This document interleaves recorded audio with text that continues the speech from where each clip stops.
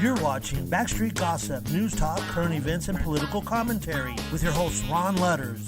Now, let's return to the show.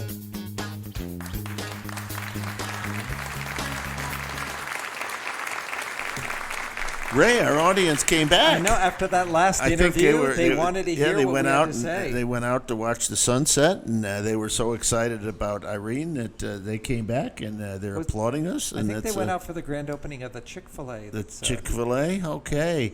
Hey, listen, we've got another wonderful guest here, and this gentleman is running for the Senate in Arizona in District 21, and his name is Ryan Eldridge.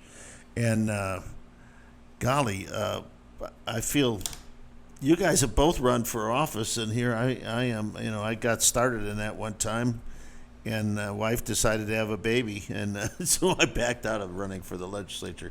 In those days, the salary was $18,000 a year. Is that why your son's name Election?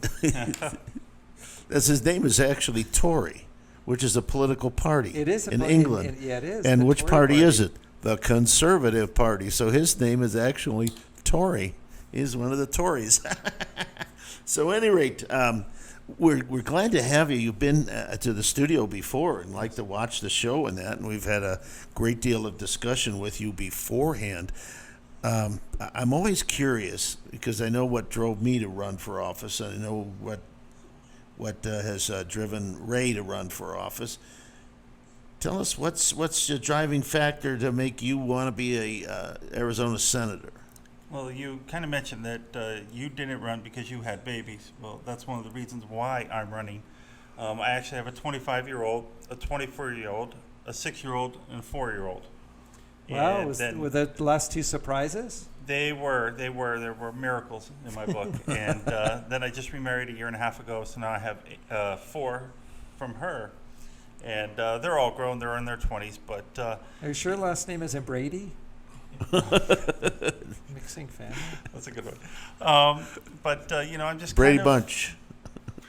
Well, we should do a Brady Bunch thing. That would be fun. Yeah. So you want to run because you see your children, and you're living in the state of Arizona, and you don't like some of the decisions that have been made, and you feel that you can contribute. I do. It scares me to death to see what's going on with schools. My 6-year-old just started kindergarten last semester and last year, and she was doing it by computer. And I'm being told by her teacher, well, your daughter has a hard time paying attention. Yeah. She's 6. She's 6. She's on the computer for 5 hours, so it's bound to happen. Yeah. And so my daughter, getting excited about first grade, she comes to me and says, Daddy, can you fix COVID so I can go to school? And she gets it. I think she's starting to understand, the concept of what's going on. And, being a dad, you got to be able to fix these things. So, so I have a lot to fight for when it comes to my children, my stepchildren, my grandchildren. I have 2 grandchildren, too. And, I live in the community. I'm out in the community. I shop in the community. I'm a small business owner myself. I'm an NRA certified instructor. So I do a lot of firearm safety classes, and I teach a lot of classes. And just hearing the stories from people, how scared they are about the direction the state's going.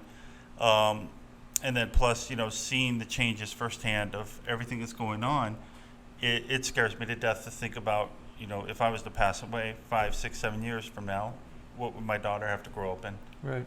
So you're in LD21, so give us an idea of where that's located. What's the boundaries on that? LD21 covers El Mirage, Sun City, Surprise, Youngtown, and Peoria. All right. So it's a pretty varied area. I mean, when you're talking about Peoria compared to Surprise and Sun City. Yeah, I mean, that's a very wide area. Have you been able to get out into the community? Are you still getting signatures? Where do you sit right now in the campaign? Well, right now we've started our signatures. We've actually done a couple house events where we've gone and met with families, spoken with families in different groups. We're actually looking for more to do. To get more involved. I'm starting to speak with a lot of small business owners. I'm hearing their stories about how they were forced to shut down, how they've lost most of their business. They may not even be able to recover. During the last election cycle, I actually talked to many of them that aren't around anymore. And it's heartbreaking for me to see, and I know firsthand, my security business that I own, I've had a security business for 10 years. and COVID started really tearing apart my business because a lot of my clients were forced to shut down.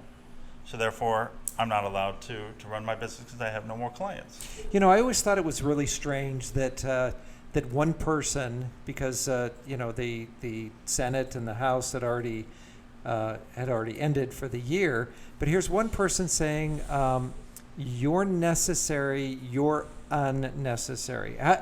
How is it possible that any job isn't necessary? It's necessary to work. It's necessary to make money, to feed your families. Every job, I guess they use the word essential. This is essential. This is non-essential.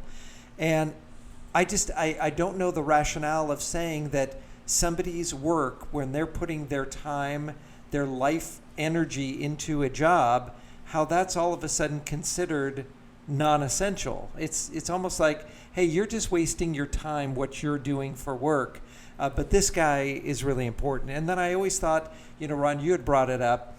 How is it that things are safe at Home Depot, but at the mom and pop lawnmower place, it's not safe there?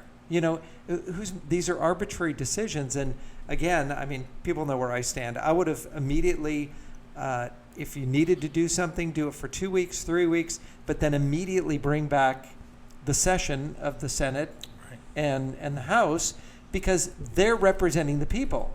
One person can't do that. They can't represent everyone. They made that mistake where they gave, I think, unbridled power to the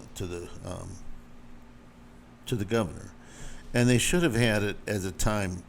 Of course, when something is a disaster, you can't get 90 minds together in a couple of days and come up with a solution. So you do have to have somebody to take control over the issue. But the governor's still in control over this, and the legislature is not. And this has been, 18 months now, I believe. And the governor is still calling the shots. Now, I'm not saying that it's a bad governor. He's trying to do what he thinks best. But he can't represent everybody in Arizona. And as a senator, you will represent a small group of people with interest, because you have a very special area, as a matter of fact, because you got a lot of older people, retired people, probably more susceptible to COVID than in other areas. So you take the people and you try to resolve the issues that are of interest to them and not the entire state, because the governor can't be in charge of the whole state. That's why we have districts. Right, and to bring in all of the thoughts, all of the ideas, all of the representation, because you have your PCs in the certain districts, right? And then you represent an area, and then you collectively represent the state, and then the governor is really there as, I would say that his position is to gather all of the people together to put all their heads together. I think he should have called a special session after a certain period of time. But you were here, you heard Senator Wendy Rogers. She comes from a very rural area, and she is a firecracker. She's stepped up to the plate. She's one of the few, and we've mentioned them here before, who's willing to go that extra mile, who takes very seriously her commitment to serve the public. Now, where would you be seen, given that you were elected the last cycle? Where would you sit? Are you more of a bystander? Are you more of, hey, I'll help if they need me? Or are you more of a go-getter, I'm going to stick my neck out? Well, I've always believed that you've got to fight for everything. I've had to fight for pretty much everything my whole life, growing up with with a hearing loss. I've been kind of given the stigma, you've got disability. Fought through that. I've proven people wrong. I'm the kind of guy that I'm going to be out there with the public. Okay, I probably would have not have voted Sendai because the job's not done. And yes, I am one guy out of the whole Senate, but I'm going to be that loud voice. Thank God Wendy is doing what she's doing.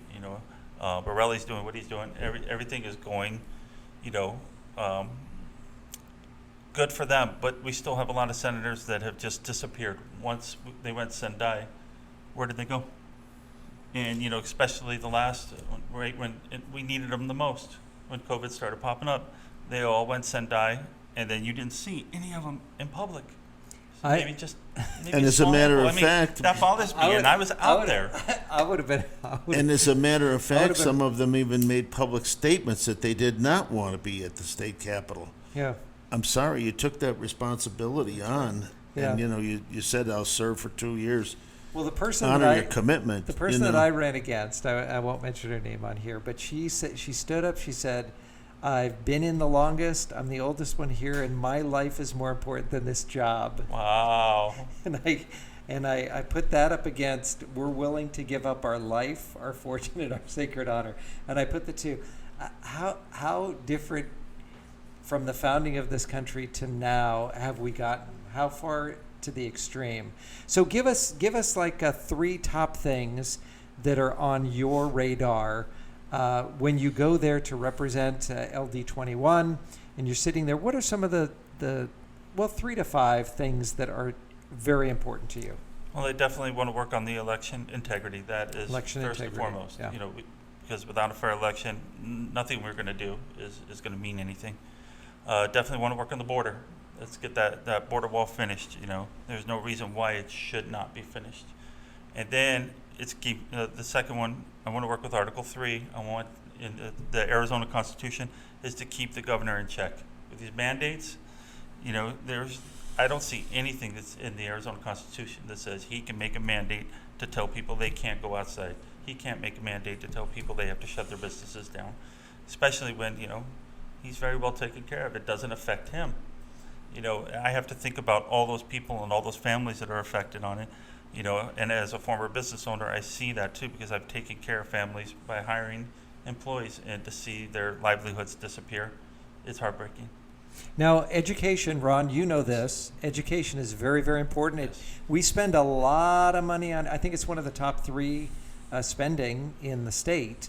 And now the school boards are a little out of control. What's happening in your neck of the woods? Well, so far, I've been very fortunate. My daughter goes to Peoria Unified, and they are not enforcing masks at this time, which is good. And my daughter actually knows she's not going to wear a mask if she doesn't want to. It should be choice. We're talking also watching the front lines for CRT. We know that they're using it. They're getting around, the law where they say we're not allowed to teach it, but they still are.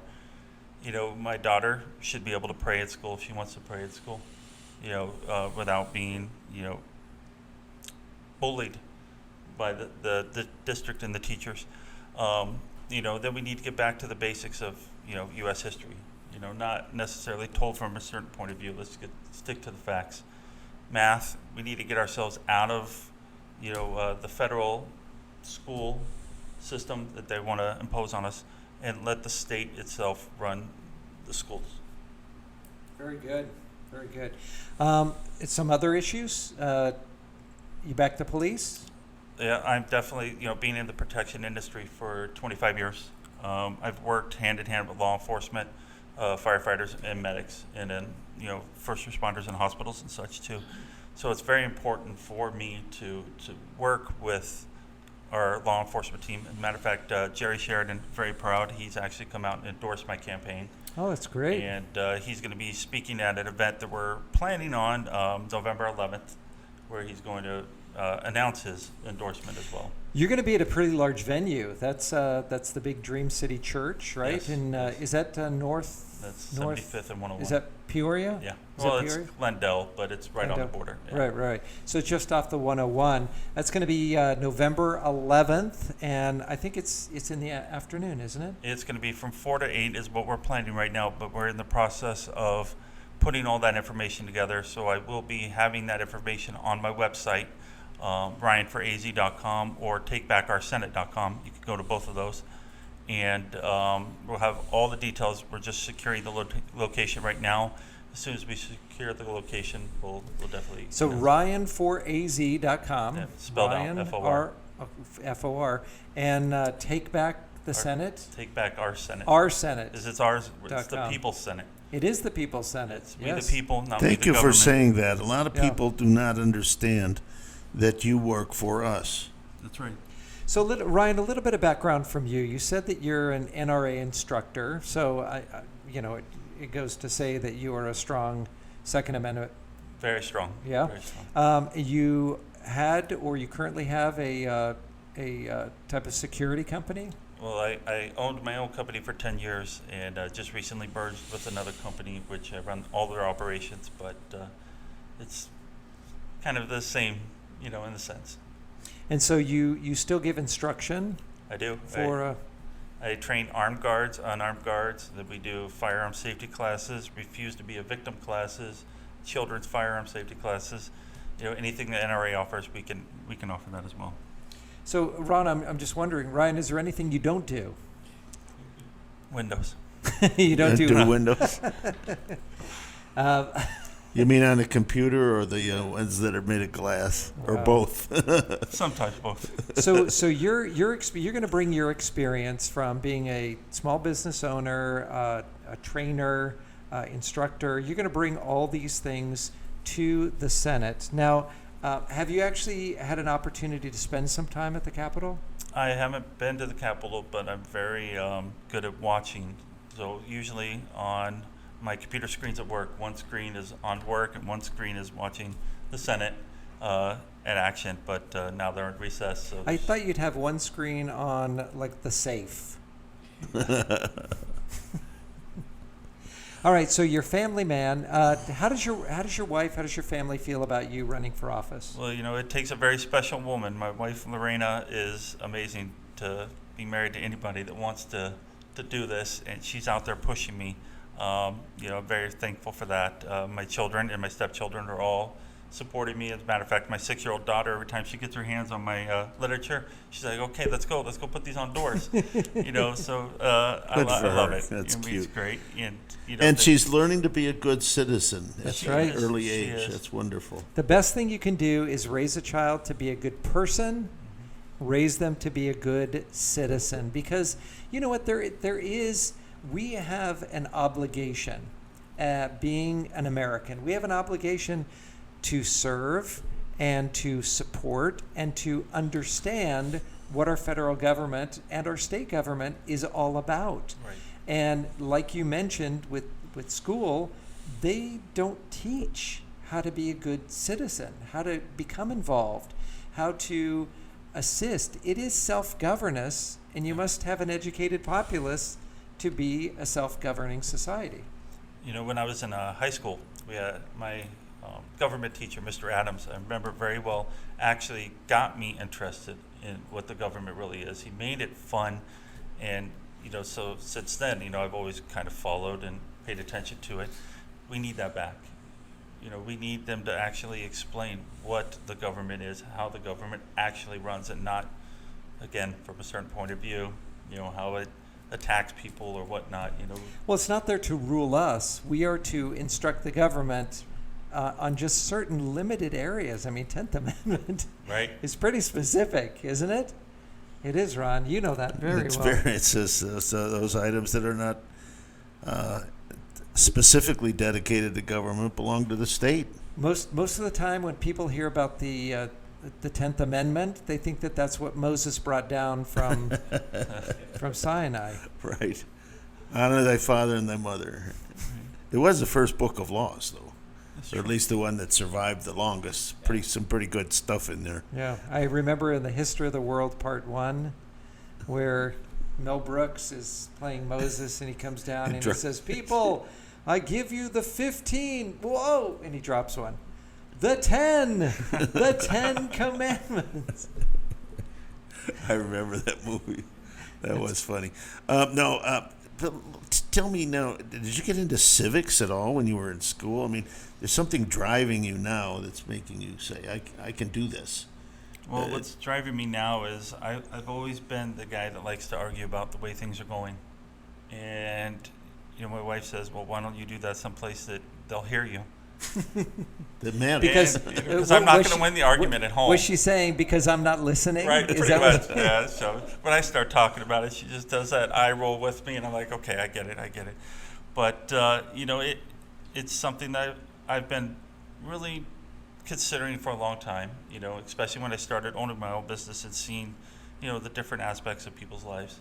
And, it's something that's really driving me now is just to work to make it better for my kids and for everybody in Arizona. And a lot of representatives and senators think about their district only, but I think about it as the whole of Arizona. Right. I've got a lot of people to fight for. And our state, Ray, as you know, is so closely divided, almost 50-50. And the one party that's not the party we belong to seem to be opposed to everything. It never ceases to amaze me that if you're in favor of this, they're opposed to it. Automatically, every one of them. And I think we've lost the spirit of legislation. Well, you have to be concept. smarter then, right? You have to say, look, I'm for spending a lot of money, and they're just going to say, no, we don't want to spend any money. Just use reverse psychology. If we know that they just want opposite of what is right to do. It's so great to just have people, just regular citizens, business owners, moms, dads, you first responders, come and want to serve the public. We get to a point where you have somebody that's been in for 40 years or 50 years, and it's the same old thing, and they jump from the House to the Senate, to the Senate to the House, because we do have term limits here in the state of Arizona. You term out after 8 years in the Senate, they jump over to the House, they term out over there, they jump back. So all you're doing is seeing a name, and the name recognition is big. Big. It's really big. They don't know if they're in the Senate or if they're in the House or even if they're different. They don't know. So it gives a great disadvantage for somebody like you who's coming in brand new. Now, are you going to an uncontested seat? Are they, where are they in the cycle? Well, right now for LD 21, the seat is actually going to be, or Senator Rick Gray is actually not going to be running again. So it's going to be an open seat. Oh, that's awesome. So it is fair game. There are 4 people that have put their names in the hat right now, including myself. And I do know that the name recognition is going to be the one thing. But one of the things I like to ask when I go meet people in public is, do you know who your representatives are? And the majority of them are, no. Yeah. No, you'll find that as you go door to door, as you're campaigning, and you say, has your representative, your senator, ever stopped by your house? Have they ever asked you how you feel? And they're like, I don't know. No, never. Most of them don't even know the name. No, not And at all. that's something I plan on changing. Yeah. So when you're out there, just say, Ron Ludders, Ray Michaels, so we get the name recognition too. Hub Radio. Sure. Hub Radio endorsed me. Hub Radio, all the time. Wow. Well, we're excited for you. Give us the website one more time. So there's 2 different websites you can go to. Well, it's the same website, 2 names, RyanForAZ.com and TakeBackOurSenate.com. Wow. Well, we wish you the very, very best of luck in your campaign. Will you come back again and talk to us when you get a little bit further along? Let us know how things are going. Anytime you guys want me here, I'll be here. Yeah? Yep. Do we have your We personal have his cell number? information. We know how to get a hold of you. That's right. That's right. Yeah. No, that's awesome. But this is good. I'm glad because it's really important, Ray. As you know, you stepped up at a time when in the district that you were running in that nobody challenged this lady because she had been there. I ran for right into so the many years. landmines. Just right in. But you got to do that. You got to challenge. You got to challenge the status quo. Well, it's it not just- always good. It didn't sit right with me that an elected representative said, my life is more important than representing the tens of thousands of people that elected me here. It just didn't sit right with me. And so that's why, but that's, not here nor there. We'll see what happens for the next cycle. But we look forward to it. And then we want to make sure that we go to your website, find out about what's happening on November 11th. It's going to be a big event for you. How's the fundraising going? So far, we're starting to collect funds. We definitely need a lot of contributions in order for us to keep up with the other side. It's been a challenge, but you can actually, on my website, you can find my donation page as well. You can also sign my petition so that you can get me onto the ballot, which is the first big battle. Once And we're that on can the be done. ballot, That can be done both electronically and by you or other people carrying your petition. Do you have around. that set up electronically? Yes, I do. Okay, so if you live in the district, LD21, stop by Ryan's website. It's Ryan, spelled out Eldridge. FOR for AZ, right? Yep, RyanForAZ.com. Right.com. So stop by and check it out. And Ron, The music's playing, Ray. it is. And there's more to come. We're almost done, but there's just a few little more things we've got to talk about. So Yeah. we'll see you on the other side. Ryan, Do not go away. Thanks for Thank you joining so us, much. Ryan. It's great to have And you here. thank you Ryan so much Eldridge, for being here. LD21. Appreciate it.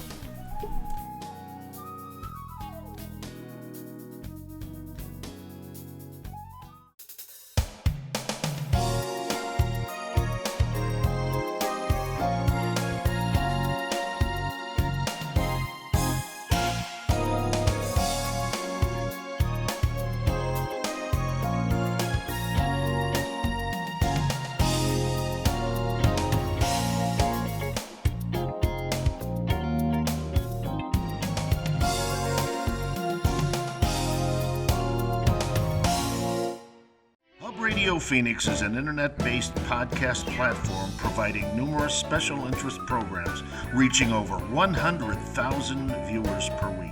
Hi, I'm Ron Ludders, executive producer of Hub Radio Phoenix.